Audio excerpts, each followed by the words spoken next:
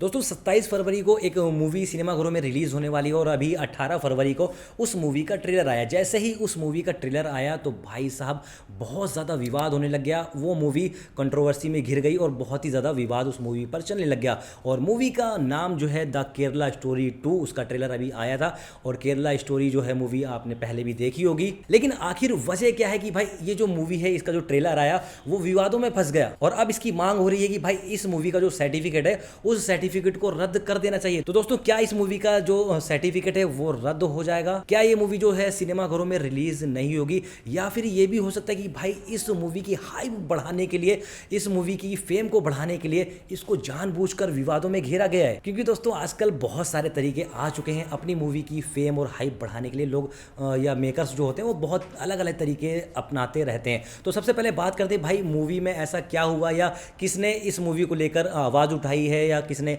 Movie के certificate को रोकने की मांग करी है। तो दोस्तों केरल के मुख्यमंत्री जो हैं पिनराई विजयन, उनका कहना है कि भाई ये जो मूवी है, इस मूवी में जो कहानियां दिखाई गई हैं वो झूठी कहानियां दिखाई गई हैं।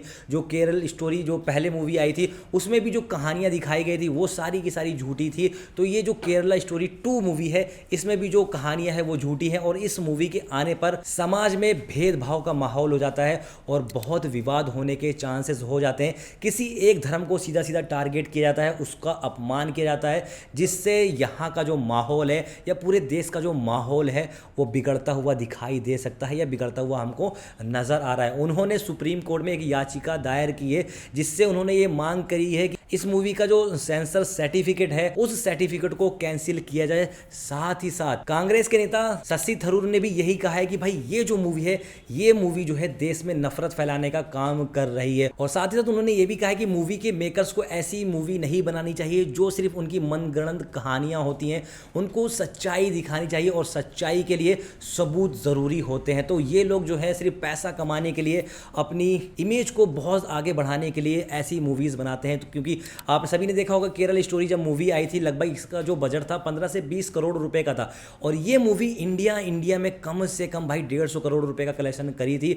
और साथ ही वर्ल्ड वाइड की अगर मैं बात करूं तो वर्ल्ड वाइड इस मूवी ने लगभग 300 करोड़ रुपए के आसपास का कलेक्शन किया था। वैसे पिनराई विजयन का कहना है कि भाई ऐसी मूवी को सेंसर बोर्ड पास कैसे कर देता है? क्या उनको दिखाई नहीं देता कि ये जो मूवी है समाज में दंगा भड़काने और किसी एक समाज को जलील करने के लिए बनाई गई है, या कुछ चीजें ऐसी दिखाई गई हैं जिससे समाज में बहुत ज्यादा भेदभाव पैदा हो सकता है? क्या सेंसर बोर्ड ये सारी चीजें चेक नहीं करता? और सेंसर बोर्ड ऐसी मूवी को सर्टिफिकेट तो फटाफट दे देता है, लेकिन जो समाज का उद्धार करने वाली मूवीज होती हैं, जो समाज की सच्चाई को दिखाने वाली मूवीज होती हैं, जिन मूवीज को देखकर जो समाज के लोग होते हैं वो कुछ अच्छा काम या कुछ अच्छा करने के उनके अंदर जुनून आता है, एक भाव पैदा होता है, ऐसी मूवी को सेंसर बोर्ड सर्टिफिकेट क्यों नहीं देता है? वैसे द केरला स्टोरी जब मूवी आई थी तो बहुत सारे लोग बोले थे कि भाई प्रोपोगेंडा है और बहुत सारे राज्यों ने इस मूवी को बैन भी कर दिया था। जैसे आपको पता है वेस्ट बंगाल में ममता बनर्जी ने बोला था कि भाई हमारे राज्य में या वेस्ट बंगाल में ये मूवी नहीं चलेगी, वहां पर इस मूवी को बैन कर दिया गया था।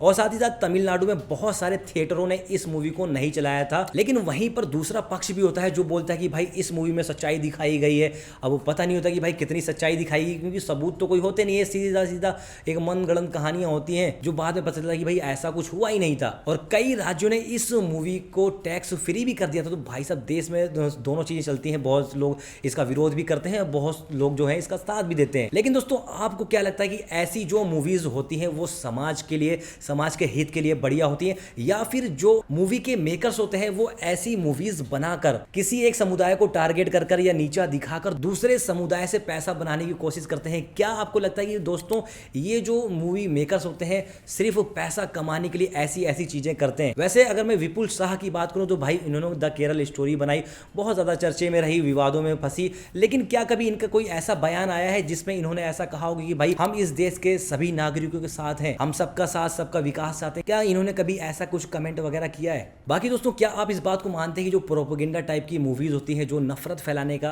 काम करती हैं, उन मूवी को बहुत जल्दी सर्टिफिकेट मिल जाता है, और जो देश के हित के लिए होती है, जिसमें कुछ अच्छाई दिखाई जाती है, जो लोगों के लिए बढ़िया मूवी होती है, उसमें कहीं ना कहीं सेंसर बोर्ड जो है अड़ंगा लगा देता है? और क्या आपको लगता है कि जो मूवी के मेकर्स हैं सिर्फ और सिर्फ भाई पैसा बनाने के लिए ऐसी ही मूवीज बनाते हैं? उनको कोई मतलब नहीं होता कि भाई मूवी आने के बाद हमारी मूवी से विवाद हो रहा है, लोग मर रहे हैं, क्या हो रहा है, कुछ नहीं, उनको कुछ नहीं पड़ता, उनको सिर्फ पैसे से मतलब होता है। आपको क्या लगता है दोस्तों, कमेंट करके जरूर बताना। और दोस्तों आपको क्या लगता है द केरला स्टोरी और द केरला स्टोरी 2 मूवी जो है वो सच्ची घटनाओं पर आधारित है या फिर उन मूवीज को बहुत ज्यादा तोड़ मरोड़ के दिखाया गया है? कमेंट करके अपना जरूर बताना।